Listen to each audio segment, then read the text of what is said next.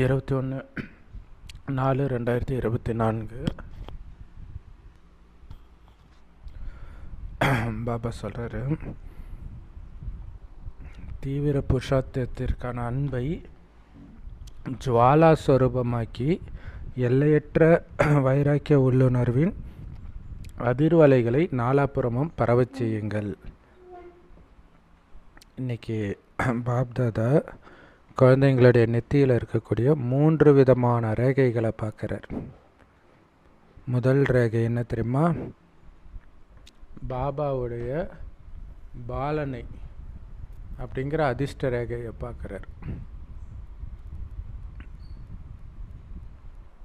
ஏன்னா முழு கல்பத்திலும் கடவுளே பாலனை செய்கிறது, வளர்க்குறது அப்படிங்கிற அதிர்ஷ்டம் இப்போ மட்டும்தான் நமக்கு கிடைக்கிது.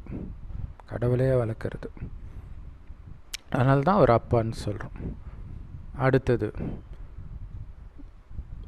இந்த சங்கமயுகத்தை தவிர வேறு எந்த நேரத்திலையும் கடவுள் உங்களுக்கு பாலனை செய்ய வாய்ப்பே கிடையாது. ரொம்ப ரொம்ப கம்மியான குழந்தைகளாகிய உங்களுக்கு மட்டும்தான் கடவுளுடைய நேரடி பாலனை கிடைக்கிது. இது முதல் அதிர்ஷ்ட ரேகை. ரெண்டாவது அதிர்ஷ்ட ரேகை என்ன தெரியுமா? கடவுளே படிப்பு சொல்லி கொடுக்கிறது. கடவுளே படிப்பு சொல்லக்கூடிய கடவுள்கிட்டயே படிக்கிற பாக்கியம் சாதாரண பாக்கியமா? அவரே ஆசிரியராகி உங்களுக்கு நடத்துகிறார். மூணாவது பாக்கிய ரேகை என்ன தெரியுமா? பாபா கிட்டேருந்து நீங்கள் அடைந்து இருக்கக்கூடிய பிராப்திகளின் ரேகை. இல்லை, கடவுள்கிட்டயே நேரடியாக பலனை அடையக்கூடிய பாக்கியம். யோசிச்சு பாருங்கள், 1 2 எத்தனை பிராப்திகளை அடைஞ்சிருக்கிறோம். ஸோ உங்கள் எல்லோருக்குமே அந்த பிராப்திகளின் வரிசை எவ்வளவு நீளமானதுன்னு உங்களுக்கு தெரியும்.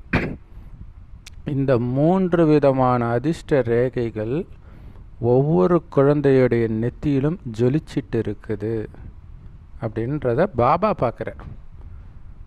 ஆனால் உங்களுக்கு அது உணர முடியுதா? இவ்வளோ பெரிய அதிர்ஷ்டசாலி ஆத்மா நான்ட்டு.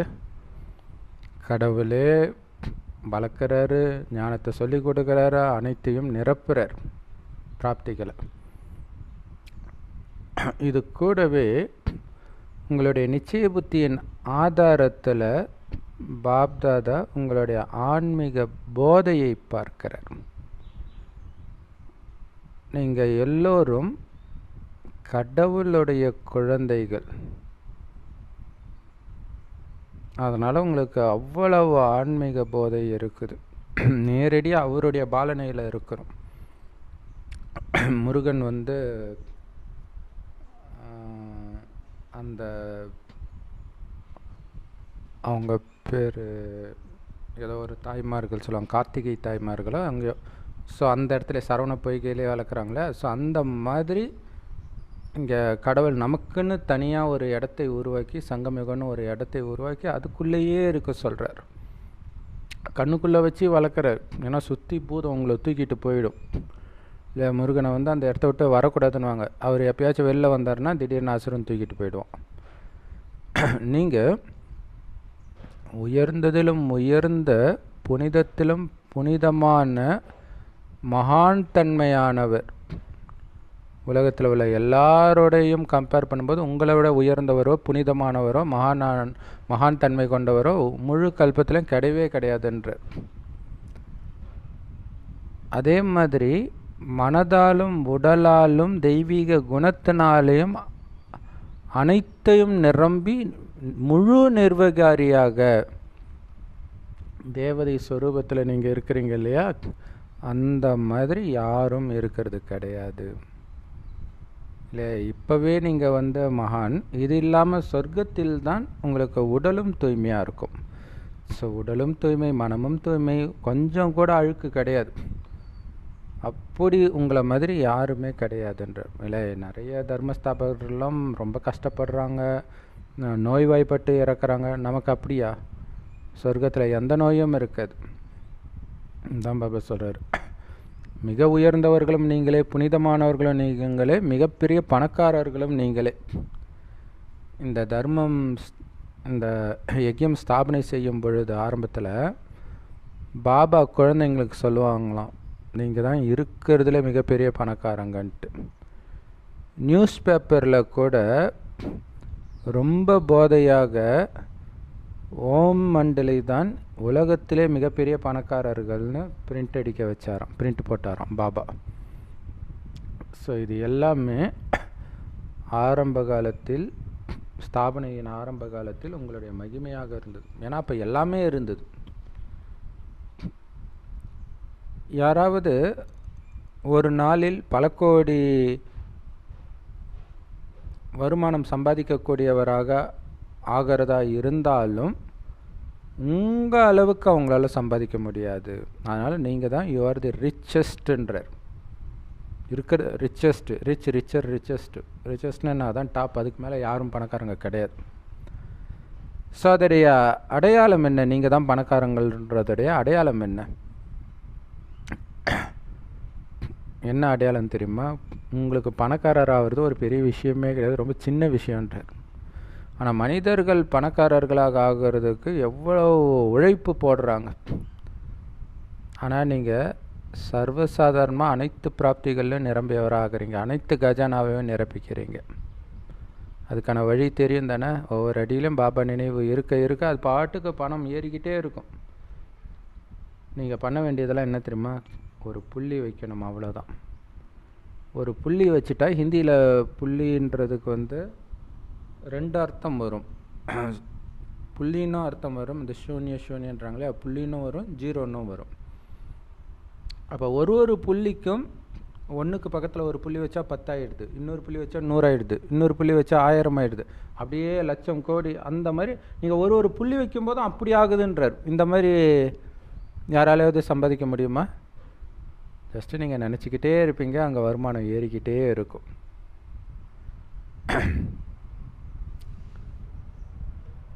ஒவ்வொரு ஆத்மாவும் புள்ளி தான், அப்பாவும் புள்ளி தான்.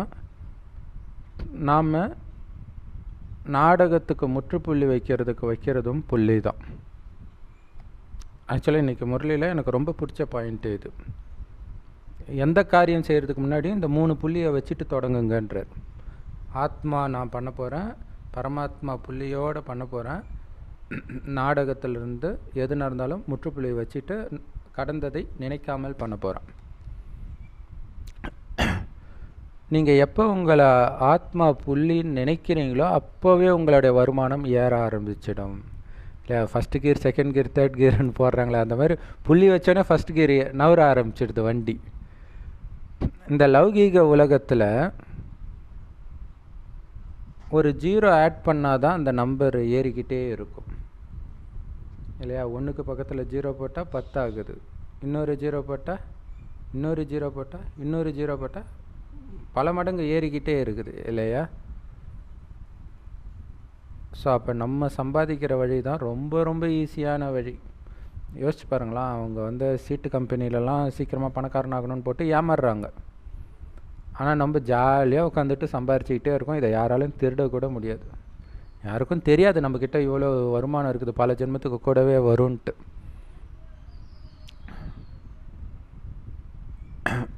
நீங்கள் ஆத்ம உணர்வுன்ற புள்ளி வைக்கிறதன் மூலமாக உங்களுக்கான வருமானத்தை சேமிச்சிட்டு இருக்கிறீங்கன்னு புரிஞ்சுக்கோங்க.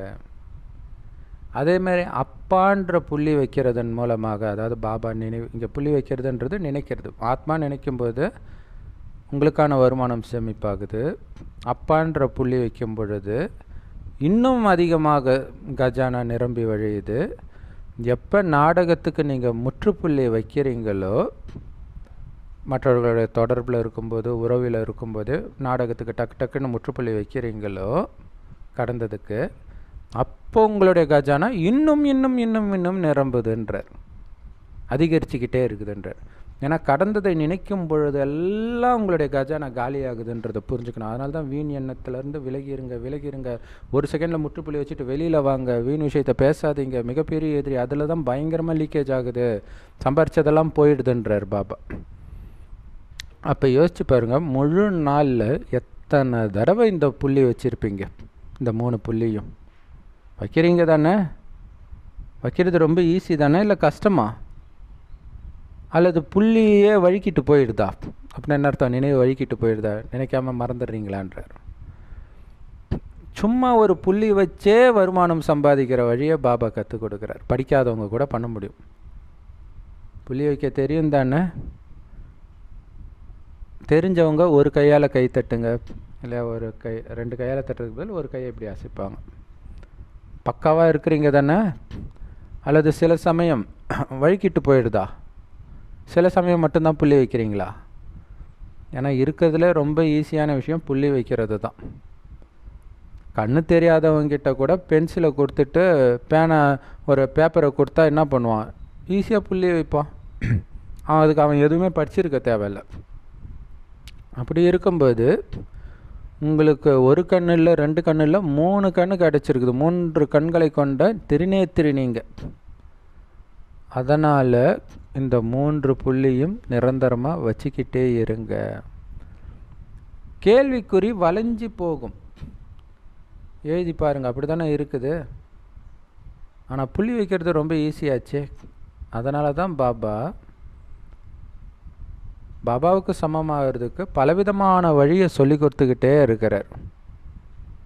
வழி ரொம்ப ஈஸி, ஜஸ்ட்டு புள்ளி வைங்க, வேறு வழியே கிடையாதுன்றார். இந்த ஈஸியான வழி மட்டும்தான் இருக்குது, கஷ்டமான வழியே கிடையாது. அசரீரி ஆகணும், விதேகி ஆகணும்னால நீங்கள் என்ன பண்ணுறீங்க? புள்ளி தான் வைக்கிறீங்க. இங்கே எல்லாமே புள்ளி வைக்கிற விஷயந்தான். கர்மாதீத்த நிலை அடையணுமா? அதுக்கான வழியும் புள்ளி வைக்கிறது தான். கடந்ததுக்கு முற்றுப்புள்ளி, நான் ஆத்மா புள்ளி, பாபா புள்ளி, இந்த 3 புள்ளி ஞாபகம் இருந்துக்கிட்டே இருக்கணும். தமிழில் கடைசி எழுத்து இல்லையா, அக்கண்ணா, 3 புள்ளி தானே.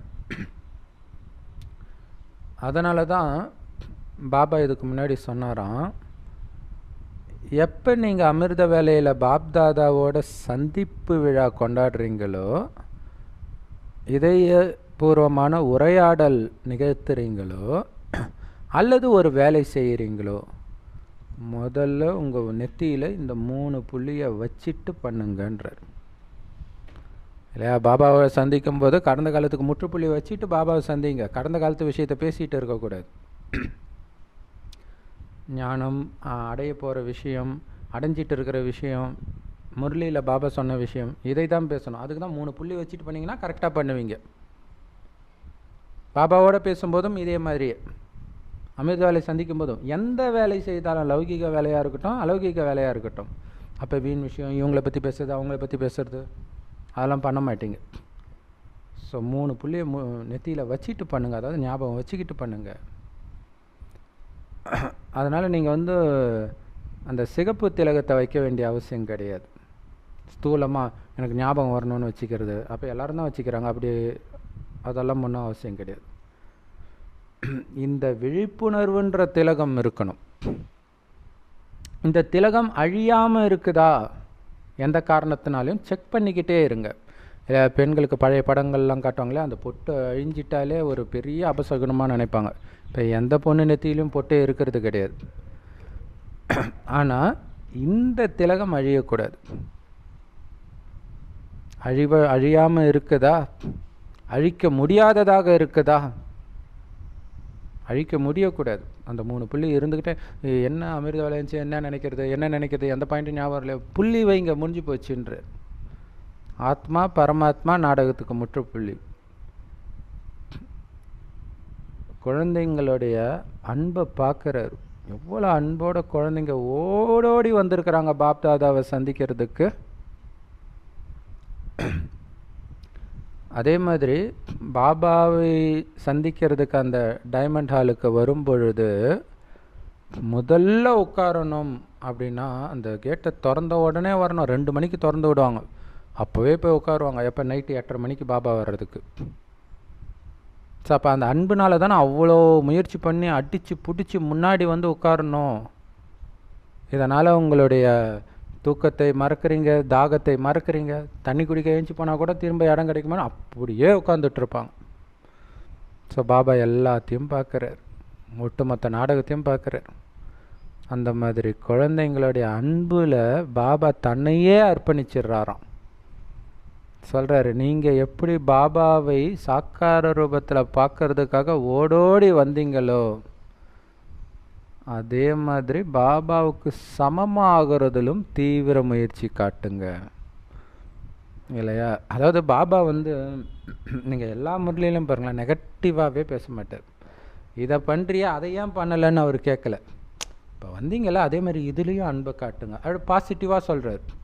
அதோடைய உண்மையான அர்த்தம் இதை காட்டுறீங்களா அதை ஏன் காட்டலைன்றதான் அர்த்தம். ஆனால் அவருடைய பேசுகிற ஸ்டைல் பாருங்கள். ஸோ அந்த மாதிரி தான் நம்மளுடைய பேச்சை மாற்றிக்க சொல்கிறார். நீங்கள் எல்லோரும் முதல் சீட்டை பிடிக்கணும்னு நினைக்கிறீங்க, ஆனால் எல்லோருக்கும் அது கிடைக்கிறது கிடையாது. இது சாக்கார உலகம், அதனால் சாக்கார உலகத்துக்கான நியமங்கள்னு இருக்குது. அதனால் பாப்தாதாவுக்கு எல்லோரும் முன்னாடியே உட்காரணுன்னு தான் பாபாவும் உணர்றார். ஆனாலும் சாக்கார உலகத்தில் அது எப்படி சாத்தியம்? ஒருத்தர் மேலே ஒருத்தரை உட்காந்துக்க முடியும். ஆனாலும் அது நடக்குது. எப்படி தெரியுமா? எப்படின்னா பாபா கடைசியில் உட்கார்றவங்கள தன்னுடைய கண்ணில் நிரப்பிக்கிறேன்றார். ஸோ கண்ணு தானே இருக்கிறதுல கிட்ட, கண்ணுக்குள்ளே இருக்கிறீங்கன்றார். ஸோ இதோடைய நினைவாக தான் பார்த்திங்கன்னா நீங்கள் மகாபாரதத்தில் அந்த சண்டை நடக்கிறதுக்கு முன்னாடி கிருஷ்ணர்கிட்ட உதவியை கேட்டு துரியோதனனும் போவான், அர்ஜுனனும் போவான்.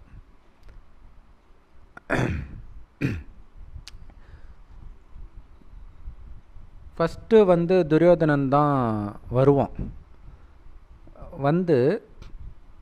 காலுக்கிட்ட உட்காருவான். அப்புறம் நம்ம எவ்வளோ பெரிய ஆள், காலுக்கிட்ட உட்காருறதுன்னு போய் தலைக்கிட்ட போய் உட்காந்துக்குவோம். அர்ஜுனன் அப்புறம் தான் வருவான், கால்கிட்ட உட்காந்துக்குவோம். கிருஷ்ணர் தூங்கிட்டு இருக்கிறார். கண்ணை திறந்தோடனே யார் தெரிவா? கால்கிட்ட இருக்கிறவங்க தானே தெரிவாங்க. அதுதான் இங்கேயும் பாபா சொல்கிறார், தூரத்தில் இருக்கிறவங்க தான் என் பக்கத்தில் தெரியுறாங்கன்ற. இப்போ எப்படி இருக்கும் முன்னாடியே போய் உட்காந்தவங்களுக்கு. ஆனால் அதையும் அன்பையும் புகழ்ந்துட்டார். அதே நேரத்தில் கடைசியில் இருக்கிறவங்களுக்கும் குஷிப்படுத்துகிறார். அதனால் நீங்கள் பின்னாடி இல்லை, என் கண்ணுக்குள்ளே உட்காந்துட்ருக்கிறீங்கன்னு புரிஞ்சுக்கோங்கன்ற. என் கண்ணின் ஒளியாக இருக்கிறீங்க. கடைசியில் இருக்கிறவங்களுக்கு கேட்குதா அப்பா என்ன சொன்னன்ட்டு? அது கேட்டால் அவ்வளோ சந்தோஷமாகும். நீங்கள் தூரமாக உட்காந்துல்ல, என் நெருக்கத்தில் உட்காந்துட்ருக்கிறீங்க. நீங்கள் கடைசியில் உட்காந்துட்டு இருக்கலாம் உடலால், ஸ்தூலமாக. ஆனால் உங்கள் ஆத்மா என் நெருக்கத்தில் இருக்குது. ஸோ யார் கடைசியில் இருக்கிறாங்களோ அவங்கள தான் பாப்தாதா அதிகமாக பார்க்குறாருன்றார். யார் முன்னாடி உட்காந்துட்டு இருக்கிறாங்களோ அவங்களுக்கு பாபாவை ஸ்தூல கண்ணால் பார்க்கக்கூடிய வாய்ப்பு கிடைக்கிது. ஆனால் தூரத்தில் இருக்கிறவங்களுக்கு அந்த வாய்ப்பு கிடைக்கல. அதனால தான் உங்களை என் கண்ணுக்குள்ளேயே நான் நிரப்பிட்டேன்ற.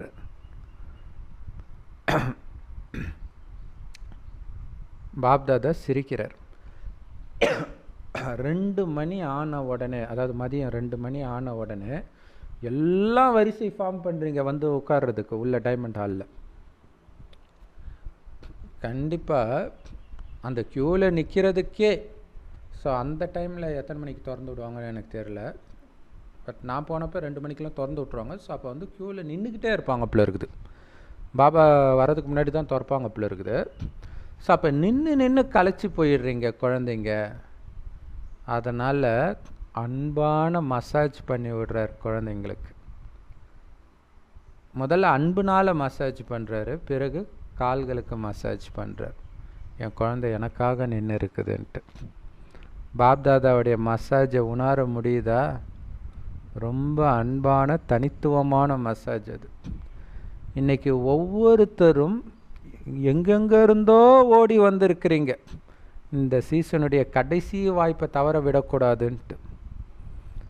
நல்லது, பாபாவை சந்திக்கணுன்ற அந்த உற்சாகம் தான் உங்களை தொடர்ந்து முன்னேற வச்சுக்கிட்டே இருக்குது. ஆனால் பாப்தாதா ஒரு வினாடி கூட குழந்தைங்களை மறக்கிறதே கிடையாது. பாபா ஒருத்தர் தான், குழந்தைங்க நிறைய பேர்.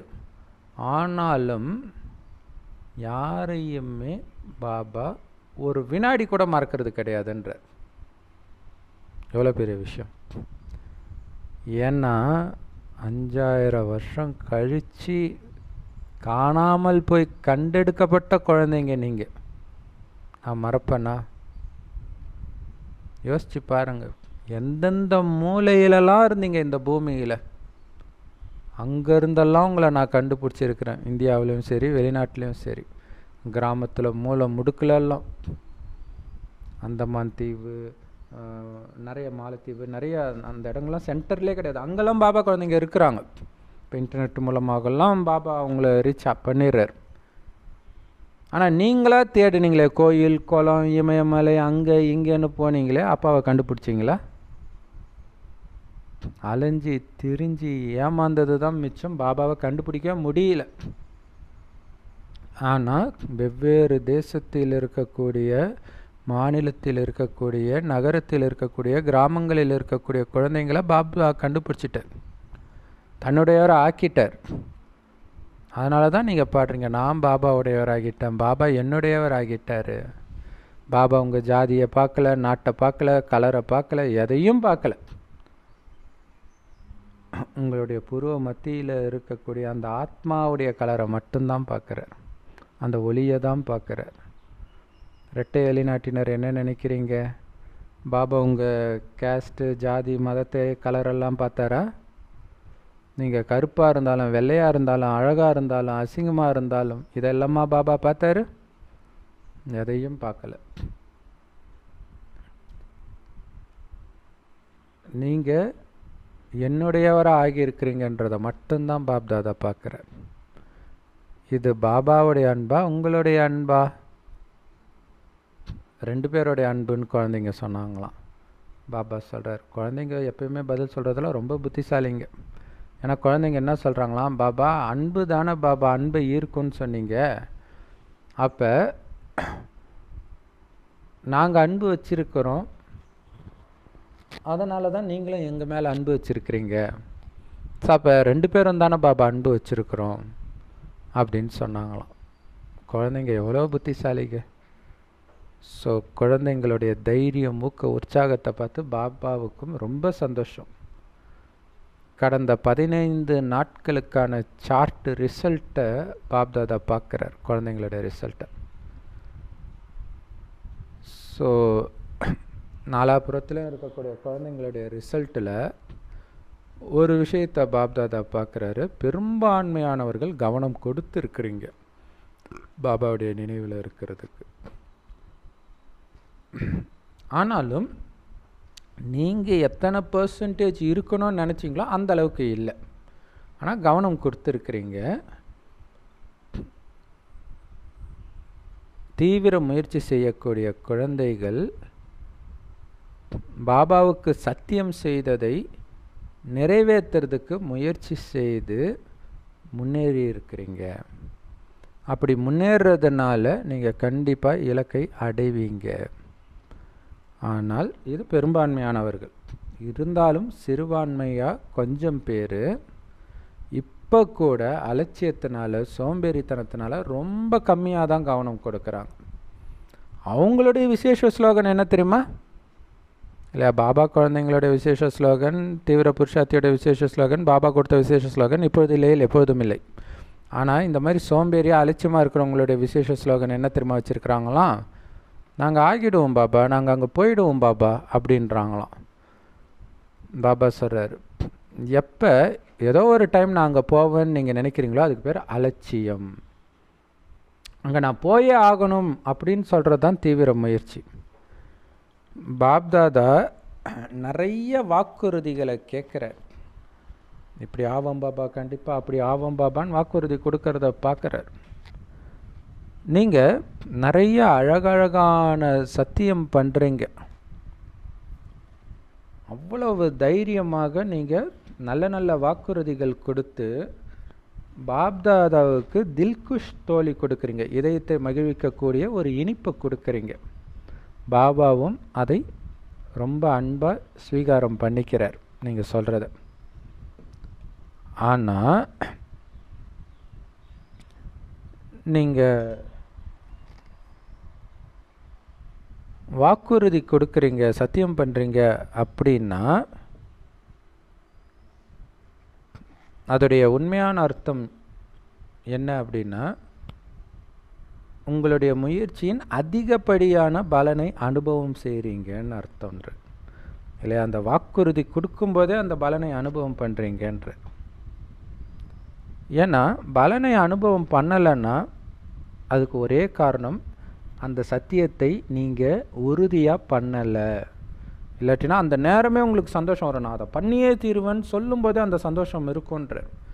சும்மா ஏனோ தானோன்னு பண்ணிங்கன்னா அந்த சந்தோஷம் அனுபவமாக. நீங்கள் நிறைய வாக்குறுதிகள் கொடுக்கலாம், குறைஞ்சபட்சம் பாபாவுக்கு இனிப்பு மிட்டாய் கொடுக்குறீங்க. சத்தியம் பண்ணும்போதே பாபாவுக்கு சந்தோஷம் வருது இல்லையா? ஒரு குழந்தைக்கு அம்மா நான் இதை படிப்பம்மா அதை படிப்பம்மா அன்னும்போதே அம்மா குஷியாகிடுவாங்க. ஆனால் அவன் படிக்காமல் ஏமாற்ற கூட செய்யலாம், பட் அந்த நேரத்துக்கு சந்தோஷப்படுத்துகிறான்ல. அந்த மாதிரி நீங்கள் வாக்குறுதி கொடுக்கும்போது பாபாவுக்கு சந்தோஷமாகிடுது. ஆனால் அது கூடவே உங்களுடைய அன்பின் முயற்சி இருக்குது பாருங்க, அது ஜுவாலா சொரூபம் எடுக்கணுன்ற. ஜுவாலாமுகி எரிமலை எரியுது பாருங்க, அந்த மாதிரி உங்களுடைய முயற்சி வெடிச்சுக்கிட்டே இருக்கணும். எரிமலை அப்படியே தொடர்ந்து நெருப்பு கக்கிக்கிட்டே இருக்குது, அந்த மாதிரி முயற்சி இருந்துக்கிட்டே இருக்கணும், அணைவே விடக்கூடாது. நேரத்திற்கு ஏற்ப உங்களுக்கு மனதினால் இருக்கக்கூடிய கர்ம கணக்குகள், உறவு தொடர்புனால் இருக்கக்கூடிய கர்ம கணக்குகள் அனைத்தையும் ஜுவாலா சொரூபத்தினால எரிச்சிடுங்க. இதுதான் நீங்கள் பாபா மேலே வச்சிருக்கிற அன்பின் அடையாளம். இதற்குத்தான் பாபா உங்களுக்கு பாஸ் மார்க் கொடுக்கிறார்.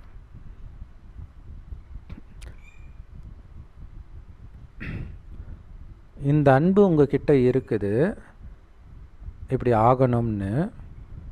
ஏன்னா எல்லாத்தையும் விட்டுட்டு வரீங்க, பட் அது ஜுவாலா ஸ்வரூபம் எடுக்கணுன்றார். அப்பப்போ கட் பண்ணணும்னு நினைக்கிறீங்க, அப்பப்போ போய் சிக்கிக்கிறீங்க. ஒட்டுமொத்தமாக எரிச்சிடணும். உலகத்துடைய ஒரு பக்கத்தில் வீணான விஷயங்களின் நெருப்பு, விகார நெருப்பு, வன்முறையின் நெருப்பு இருக்குது, துக்கத்தின் நெருப்பு இருக்குது, ஏழ்மையின் நெருப்பு இருக்குது. இன்னொரு பக்கம் உங்களுடைய சக்திசாலியான யோகங்கிற நெருப்பு இருக்குது. இந்த ஜுவாலாமுகி யோகா, அந்த தீவிர யோகா இப்போ ரொம்ப முக்கியம்ன்றார். ஏன்னா இந்த யோக நெருப்பின் தீவிரம் அந்த உலகத்தின் கீழான தன்மை, வன்முறை தன்மை, அந்த நெருப்பை எல்லாம் நிறுத்திடணும், அணைச்சிடணும். அனைத்து ஆத்மாக்களுக்கும் அதன் மூலமாக சகயோகம் கொடுங்க. அதாவது பாபா மேலே உள்ள அன்பு உங்களுக்கு நெருப்பு மாதிரி எரியணுன்ற. அந்த அன்பில் தானே எல்லாத்தையுமே விடுறோம். அதனால தான் இது அன்பின் நெருப்பு. ஒரு பக்கம் உங்களுடைய இந்த தீவிர அன்பு, அதாவது சக்திசாலியான யோகா மற்றும் நினைவு அந்த கலியுக நெருப்பை அணைச்சிடும். இன்னொரு பக்கம் மற்ற ஆத்மாக்களை கடவுளின் செய்தி மற்றும் குளிர்ச்சி தன்மையை அனுபவம் செய்ய வைக்கும். எல்லையற்ற வைராக்கிய உள்ளுணர்வை மக்களிடத்தில் தீவிரப்படுத்தும். கடவுள் மட்டும் போதுன்ற உணர்வுக்கு வந்துடுவாங்க. ஒரு பக்கம் எல்லாத்தையும் நீங்கள் எரிக்கிறீங்க, எல்லா பற்றுக்கிட்டு எல்லாத்தையும் எரிச்சிடுறீங்க. இன்னொரு பக்கம் அனைத்தையும் குளிர்ச்சிப்படுத்தவும் செய்யுது. இது எல்லையற்ற வைராக்கிய உள்ளுணர்வின் அலைகளை பரவச் செய்யுது. குழந்தைங்க சொல்கிறாங்க, பாபா நாங்கள் யோகத்தில் இருக்கிறோம், பாபாவை தவிர எங்களுக்கு யாரும் கிடையாது அப்படின்னு சொல்கிறாங்க. அது நல்லது. ஆனால் நேரத்திற்கு ஏற்ப அந்த யோகம் அக்னி ஸ்வரூபமாகணும், ஜுவாலா ஸ்வரூபமாகணும். யாகம் வளர்க்குறதுனாலே அங்கே நெருப்பு தானே எரியும். இந்த நெருப்பில் அவங்க எதையோ போடுறாங்க. நம்ம உறவுகள், அன்பு, அதாவது மனிதர்கள் மீது, பொருட்களின் மீது உள்ள எல்லைக்குட்பட்ட அன்பு எல்லாத்தையும் போட்டு எரிச்சிடுறோம். பாபாவுடைய அன்புனால் பாபாவுக்கு பலி கொடுக்குறோம் எல்லாத்தையும். இதோடைய நினைவாக சக்தி, மகா சக்திகள் கையிலெல்லாம் என்ன இருக்கும்? பயங்கரமான ஆயுதங்கள், அப்படியே ஆக்ரோஷமாக இருக்கிற மாதிரி இருக்கும்.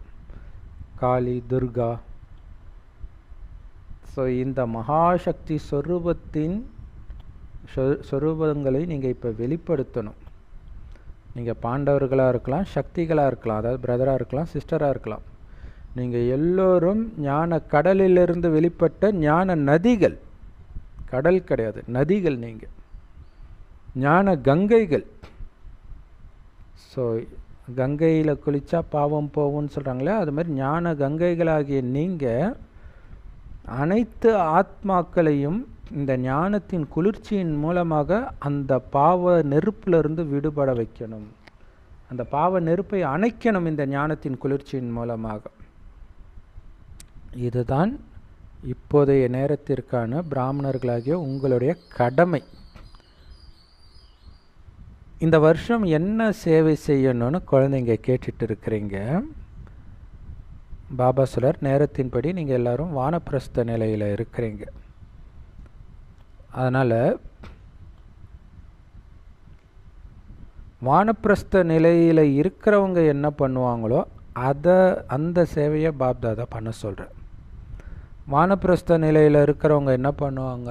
தாத்தா பாட்டி அந்த வயோதிகர்களை தான் வானப்பிரஸ்த நிலைன்னுவாங்க இல்லையா? அவங்க என்ன பண்ணுவாங்க? அவங்களுடைய நேரம், அவங்கக்கிட்ட இருக்கிற எல்லாத்தையும் பேர குழந்தைங்களுக்கு அல்லது குழந்தைங்களுக்கு கொடுத்துட்டு போயிடுவாங்க. தனக்குன்னு எதுவும் வச்சுக்க மாட்டாங்க. அந்த மாதிரி குழந்தைகள், வானப்பிரஸ்த நிலையில் இருக்கக்கூடிய குழந்தைகளாகிய நீங்கள் பாபா கிட்ட இருந்து கிடைச்சிருக்கிற அனைத்து பொக்கிஷங்களும் உயர்ந்த எண்ணங்களையும் மற்றவர்களுக்காக பயன்படுத்துங்க.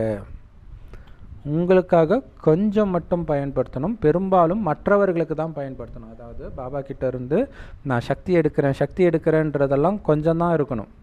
சக்தியை கொடுக்குறேங்கிறதுல தான் அதிகம் இருக்கணும். சுபபாவனை கொடுக்குறேங்கிறதுல தான் அதிகமாக இருக்கணும்.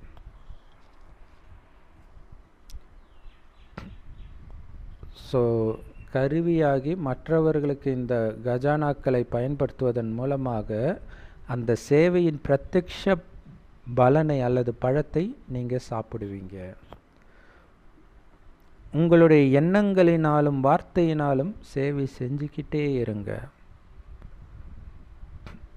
உங்கள் தொடர்பில் வருபவர்கள், உறவில் வருபவர்கள், அது பிராமண ஆத்மாவாக இருந்தாலும் சரி, இல்லாட்டினாலும் சரி, நீங்கள் மாஸ்டர் வள்ளலாகி எல்லோருக்கும் ஏதாவது ஒன்று கொடுத்து தான் அனுப்பணும்.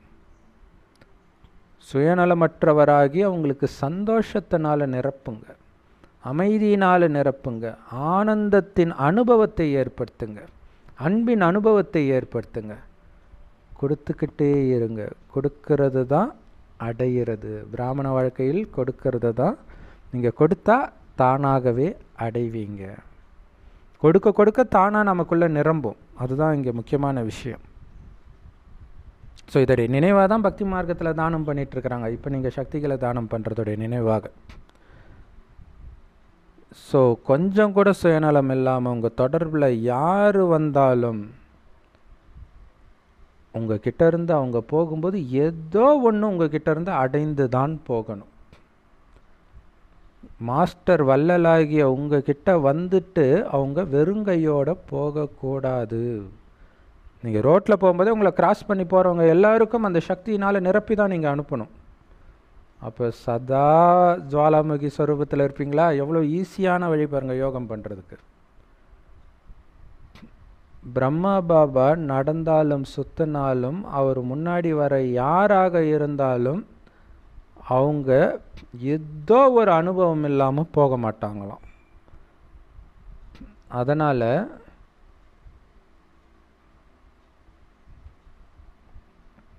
நீங்கள் யாரை சந்தித்தாலும் நீங்கள் அவங்கக்கிட்ட எதை கொடுத்தாலும் சரி, அதனால் நீங்கள் செக் பண்ணுங்கள். நான் என்னை சந்தித்தவர்கள் எல்லோருக்கும் நான் எதையாவது கொடுத்து அனுப்பிச்சேன்னா வெறுங்கையோடு அனுப்பிச்சிட்டேனான்னு செக் பண்ணுங்கள். யார் தானே அனைத்து பொக்கிஷங்கள்னாலும் நிரம்பியவராக இருக்கிறாங்களோ அவங்களால கொடுக்காமல் இருக்க முடியாதுன்றார் இல்லையா? ஞானமும் அப்படி தான் இல்லையா? ஞானம் நிரம்பிட்டால் அவங்க மற்றவங்ககிட்ட சொல்லிக்கிட்டே இருப்பாங்க. அதேமாதிரி சக்திகளில் நிரம்பி இருந்தால் சக்தியை கொடுத்துக்கிட்டே தான் இருப்பாங்க. ஸோ அந்த மாதிரி அளவற்ற நிரந்தர வள்ளலாகுங்க. யாருமே உங்ககிட்ட எதுவுமே கேட்க தேவையில்லை. அவங்க கேட்டாலும் சரி கேட்காட்டினாலும் சரி, வள்ளல் ஒருபொழுதும் கேட்குறவங்களுக்குத்தான் நான் கொடுப்பேன்னு நினைக்கவே மாட்டார். எல்லையற்ற மகாதானி மகான் வள்ளல் கேட்காமலே கொடுக்கக்கூடியவராக தான் இருப்பார். ஸோ அதனால் இந்த வருடத்தில் நீங்கள் செய்ய வேண்டிய முதல் சேவையே மகான் வள்ளலாகணும், மகாதானி ஆகணும். இடைவிடாது கொடுப்பவர் மகாதானினா. என்னெல்லாம் வள்ளல் சிவபாபா கிட்டேருந்து அடைந்தீர்களோ அத்தனையும் கொடுத்துக்கிட்டே இருங்க. நிலா மாதிரி நீங்கள் இல்லையா? சூரியன்கிட்ட வர்றது அப்படியே அது பிரதிபலிக்குது, அப்படி கொடுத்துக்கிட்டே இருங்க. பிராமணர்கள் பிச்சைக்காரர்கள் கிடையாது, எதுவும் கேட்கறது கிடையாது. அவங்க சகயோகி ஆத்மாக்கள். அதனால் பிராமணர்களுக்கு கொடுக்கறது இல்லை, சகயோகம் பண்ணுறாங்க அப்படின்னு பாபா சொல்கிறார். ஸோ இது அப்போ பாருங்கள், மற்றவர்கள் கேட்குறாங்க அதனால் கொடுக்குறீங்க, இது பிச்சை போடுற மாதிரி. பிராமணர்கள் கேட்கறது கிடையாது, ஏன்னா அவங்களே கொடுத்துக்கிட்டு தான் இருக்கிறாங்க. ஆனால் அவங்களுக்கே தேவைப்படும் சில சமயம். அப்போ நீங்கள் அந்த சக்தியினால் அவங்களையும் நிரப்புறீங்க பார்த்தீங்களா? அதுதான் சகயோகம் பண்ணுறது. ஸோ அதுதான் ஒருவருக்கு ஒருவர் சக்தியை கொடுத்து சமமாக்கி நம்ம கோட்டையை பலப்படுத்துகிறோம். இதுதான் இருக்கிறதுல மிக முக்கியமான சேவைன்ற உயர்ந்த சேவை. இது கூடவே வெளிநாட்டு குழந்தைங்க கிட்ட இருந்து பாப்தாதாவுக்கு ஒரு நல்ல செய்தி வந்தது. ஏன்னா பாபா மைக்கை கண்டுபிடிச்சி உலகம் ஃபுல்லாக செய்தியை பரப்புங்கன்னு சொல்லியிருந்தார். ஸோ வெளிநாட்டு குழந்தைங்க இதுக்காக ஒரு நல்ல திட்டமிட்டு இருக்கிறாங்க. எப்போ திட்டமிட்டீங்களோ அது உடனடியாக நீங்கள் நடைமுறைப்படுத்தணும். பாரதத்தில் கூட 13 ஜோன்கள் இருக்குது. ஒவ்வொரு ஜோனுக்கும் குறைஞ்சது ஒருத்தரை மைக்காக உருவாக்குங்க. அவங்கள நீங்கள் மைக்குன்னு சொன்னாலும் சரி, இல்லை வேறு என்ன சொன்னாலும் சரி, ஒரு விசேஷ சேவாதாரியாக இருக்கணும். இந்த மாதிரி அவங்க சொன்னால் எல்லோரும் கேட்குற மாதிரி ஒரு விசேஷ சேவாதாரியாக்கி அவரை கருவியாக்குங்க. ஸோ பெரிய பெரிய மாநிலங்களில் அந்த மாதிரி கருவிகள் இருக்கிறத நீங்கள் பார்த்தீங்க அப்படின்னா, அந்த மாதிரி ஆத்மாக்களுக்கு நீங்கள் நிகழ்ச்சி நடத்துங்க.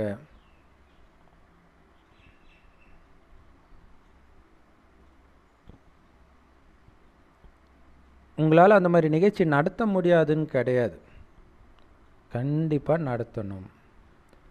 ஸோ வெளிநாட்டில் உள்ள குழந்தைங்களுக்கு இதயத்திலிருந்து பாபா வாழ்த்துக்கள் தெரிவிக்கிறார். ஏன்னா பாபா முன்னாடி அந்த மாதிரி ஒரு திட்டத்தை நடைமுறைப்படுத்துறதுக்காக ஒரு திட்டத்தை எடுத்துகிட்டு வந்தீங்களே, அதனால் வாயினால் வாழ்த்துக்களை தெரிவிக்கிறார். பாரதத்தில் இதை செய்கிறது ரொம்பவுமே ஈஸின்னும் பாபாவுக்கு தெரியும். பாருங்களாம், பாபா அவங்களே செய்கிறாங்க, நீங்கள் ஏன் செய்யலைன்னு கேட்கல. அந்த ஒரு விஷயம் பாருங்கள், அந்த கம்பேர் பண்ணாமல் அந்த குணம் தான் நமக்கு அப்படியே வரப்போகுது சொர்க்கத்தில்.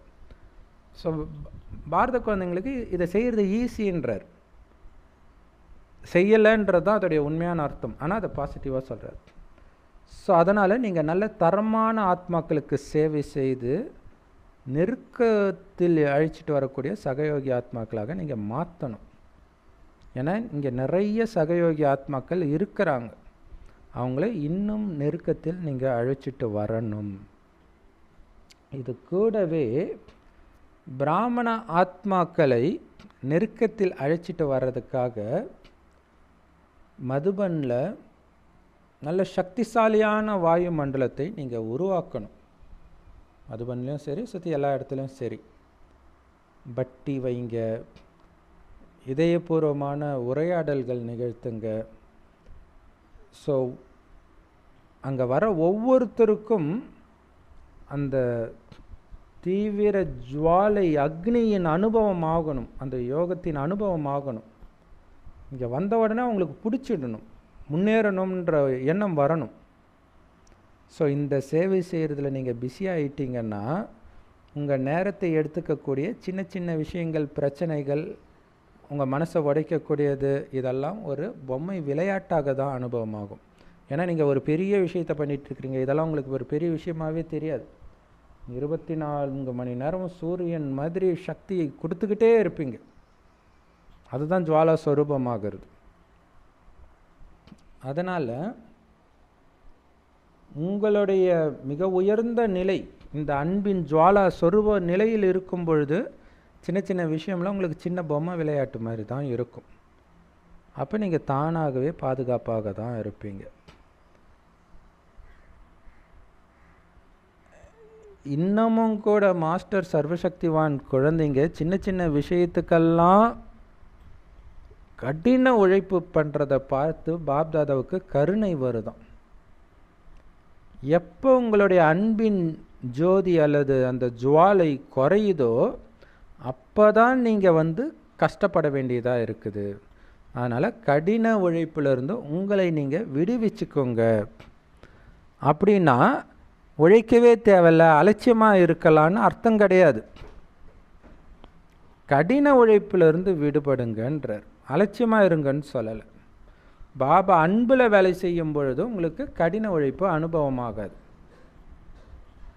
சரி, பாபா கடினமாக உழைக்க தேவையில்லைன்ட்டாரு, நான் போய் ஜாலியாக ஓய்வாக தூங்க போகிறேன், அப்படி போயிடாதீங்க.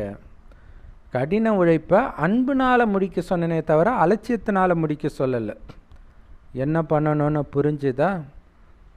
ஸோ பாப்தாதா மறுபடியும் வர வேண்டி இருக்குது.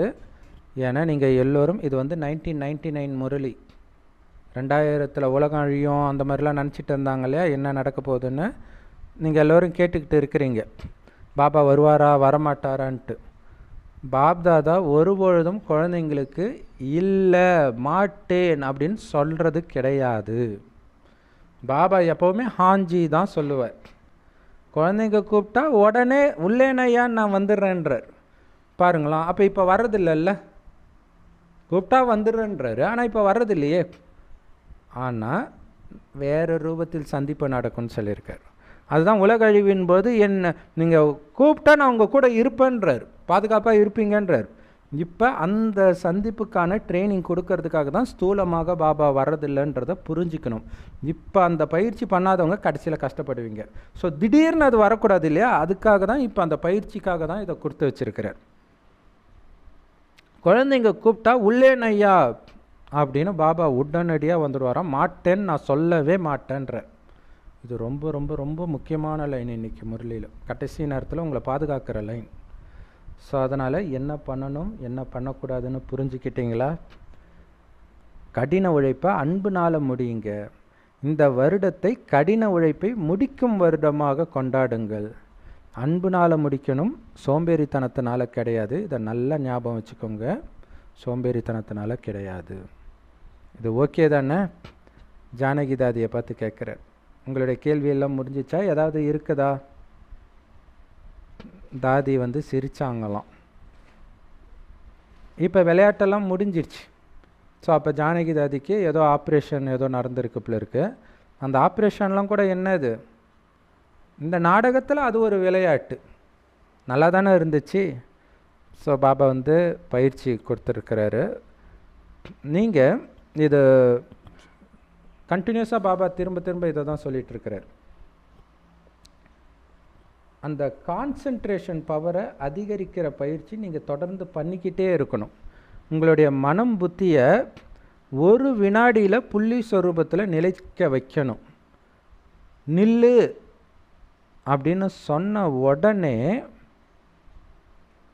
நின்னுடணும். அப்படியே டக்குன்னு நின்னுன்றார் மனம் புத்தி, உடம்பு சொல்லலை. உடம்பு நிற்கிறது அது வேறு விஷயம், பட் மனம் புத்தி நிற்கணும், அதுதான் முக்கியம். அனைத்து தேவையில்லாத தேக உணர்வுலேருந்தும் விலகிடணும். முழு நாளிலும் அந்த மாதிரி கட்டுப்படுத்தும் சக்தியை பயன்படுத்துங்க.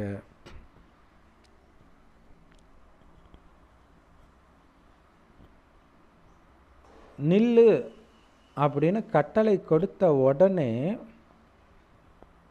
2 நிமிஷம் 5 நிமிஷம் கழித்து நிற்கக்கூடாது. அதனால தான் இந்த கட்டுப்படுத்தும் சக்தி எவ்வளவு இருக்குதுன்னு அடிக்கடி பயிற்சி பண்ணி பாருங்கள். இப்போ வண்டி எடுத்தாலே, சைக்கிள் எடுத்தால் கூட நம்ம போகும்போது அப்படி பிரேக் பிடிச்சி பார்ப்போம். ஏன்னா அர்ஜென்ட்டில் பிடிக்காமல் போயிடுச்சுன்னா, அதே மாதிரி தான் இங்கே செக் பண்ணிக்கிட்டே இருங்க. ஏன்னா கடைசி நேரத்தில் உடலை விட்டு போகும்போது டக்குன்னு அங்கே போய் எப்படி நிலைக்கணும். கொஞ்ச நேரம் தான், அதுக்கப்புறம் பாபா மேலே தூக்கிடுவார். ஆனால் அந்த கொஞ்ச நேரம் நீங்கள் நிற்கணும், இல்லைன்னா மாட்டிக்குவீங்க. அதனால் அடிக்கடி செக் பண்ணுங்கள் கட்டுப்படுத்தும் சக்தி, அந்த பிரேக்கு எப்படி வேலை செய்யுதுன்ட்டு. ஒரு வினாடியிலே நிற்கிதா, அல்லது ஒரு நிமிடம் அல்லது சில நிமிடம் ஆகுதா மனதை கண்ட்ரோல் படுத்துறதுக்கு. ஏன்னா நீங்கள் கொடுத்த ஆர்டர் ஒரு வினாடியில் நிற்கிறதுக்கு, ஆனால் அது நிற்கிறது 5 நிமிஷம் கழிச்சு. அதனால தான் பாபா சொல்கிறாரு, இந்த கட்டுப்படுத்தும் சக்திக்கான சார்ட் 3 மாதம் வையுங்க. நீங்கள் சர்டிஃபிகேட் வாங்கணும். முதல்ல எனக்கு கட்டுப்படுத்தும் சக்தி இருக்குதுன்ற சர்டிஃபிகேட்டை முதல்ல நீங்களே உங்களுக்கு கொடுக்கணும், பிறகு பாப் தாதா கொடுப்பார். வரதானத்தில் பாபா சொல்கிறாரு, தேவையில்லாத வீண் அதிர்வலைகளை உங்களுடைய தூய்மையான சக்திசாலியான எண்ணத்தின் அதிர்வலைகள் மூலமாக முடிக்கக்கூடிய உண்மையான சேவாதாரி ஆகுங்கள். அதுக்கு விளக்கம், உங்களுடைய எண்ணங்கள் உலகத்தை உருவாக்கும்னு சொல்லப்படுது இல்லையா. பிரம்மா எண்ணத்தினால உலகத்தை படைத்தாருன்னு தானே சொல்லப்பட்டிருக்கு. நீங்கள் எப்போ வீணான பலகீனமான எண்ணங்களை உருவாக்குறீங்களோ அப்போ நீங்கள் வீணான வாயு மண்டலத்தினால் உருவான சிருஷ்டியை உருவாக்குறீங்கன்னு புரிஞ்சுக்கோங்க. உண்மையான சேவாதாரி இந்த பழைய உலகத்தின் அதிர்வலைகளை தன்னுடைய தூய்மையான சக்திசாலியான எண்ணங்கள்னால மாற்றிடுவார், முடிச்சிடுவார். எப்படி சயின்ஸில் ஒருத்தர் ஏவுகணை விட்டால் இன்னொரு ஏவுகணையினால் அதை அழிக்கிறாங்க, ஒரு ஏரோப்ளேனை இன்னொரு ஏரோப்ளேனால் அழிக்கிறாங்க, அந்த மாதிரி உங்களுடைய தூய்மையான சக்திசாலியான எண்ணங்கள் அந்த வீண் எண்ணங்கள்னால உருவான வாயுமண்டலத்தை முடிச்சிடணும். அந்த மாதிரி சேவை செய்யுங்கன்ற ஸ்லோகன்.